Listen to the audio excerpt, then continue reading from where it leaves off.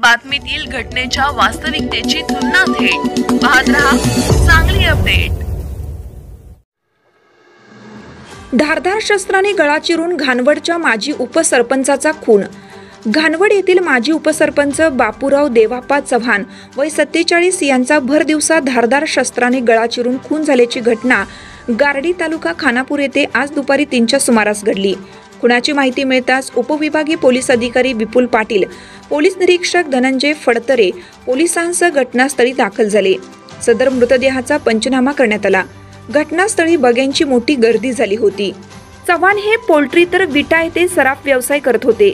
आज दुपारी ते घाणवड येथून गारडी नेवरी रस्त्यापासून काही अंतरावर असलेल्या गारडी हद्दीत असणाऱ्या त्यांच्या पोल्ट्री शेडकडे बुलेटवरून निघाले होते।